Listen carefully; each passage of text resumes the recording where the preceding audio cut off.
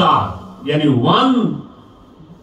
جناب علی 124 یا کم و بیش 1000 جو نبی یا رسول تشریف لائے ان کا صحابی ہے، تمام کتب سماویہ کا حافظ ہے.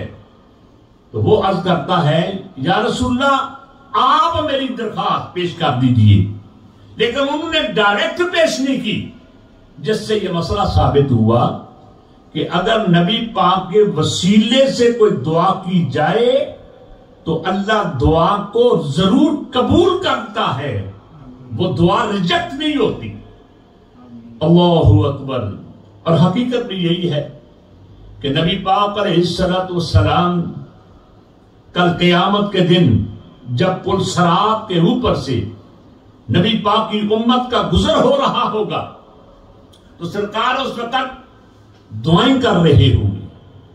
اللہ اکبر. ایک حدیث میں آتا ہے کہ ایک صحابی نے عرض کیا یا رسول اللہ کل قیامت کے دن میں نے اگر آپ کو تلاش کرنا ہو تو کہاں تلاش کروں؟ تو نبی پاک نے فرمایا میرے 3 مقام ہیں. پہلا مقام جہاں میری امت کے اعمال تولے جا رہے ہوں گے، میں ترازو کے پاس ہوں گا، اگر کسی امتی کا کوئی عمل کم ہو گیا تو میں اس کی کمی کو دور کر دوں گا. اگر تجھے وہاں نہ ملوں تو پھر سرکار نے فرمایا کہ میں حوض کوثر کے پاس کھڑا ہوں گا، میری امت میرے پاس آ رہی ہوگی، میں ان کو جام بھر بھر کے پلا رہا ہوں. اور اگر تجھے وہاں بھی ملاقات نہ ہوئی تو پھر پل صراط کے پاس میری امت اس پل صراط سے گزر رہی ہوگی، جبریل کے پر بچھے ہوں گے اور میں کھڑے ہو کر دعا کر رہا ہوں گا یا رب سلم امتی، یا اللہ میری امت کو سلامتی کے ساتھ گزار دے. اللہ اکبر. اس لیے اعلیٰ حضرت نے یہ کہا کہ رضا پل سے اب وجد کرتے گزریے، کیونکہ ہے رب سلم صدائے محمد صلی اللہ تعالی علیہ وسلم، اور زہ عزت و اطلاع محمد صلی اللہ تعالی علیہ وسلم کہ ہے عرش حق زیر پائے محمد صلی اللہ تعالی علیہ وسلم. ہمارا نبی پاک علیہ السلام کی عظمت و شان کے کیا کہنے. آخر میں یہ عرض کر رہا ہوں، پھر نبی پاک علیہ السلام وہاں پہنچے کہ جہاں وہاں کا لفظ جہاں کا لفظ نہیں بولا جا سکتا.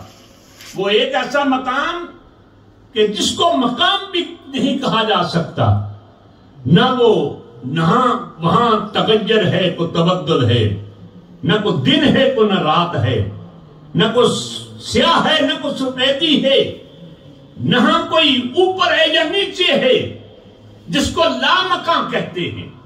کیونکہ ایک مکان ہوتا ہے، ایک لا مکان ہوتا ہے.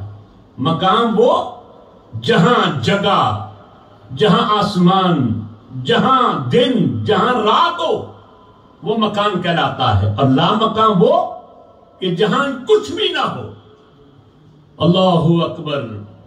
اعلیٰ حضرت نے اسی کا ترجمہ کرتے ہوئے یہ کہا وہی لا مکان کے مکین ہوئے، سر عرش تخت نشین ہوئے.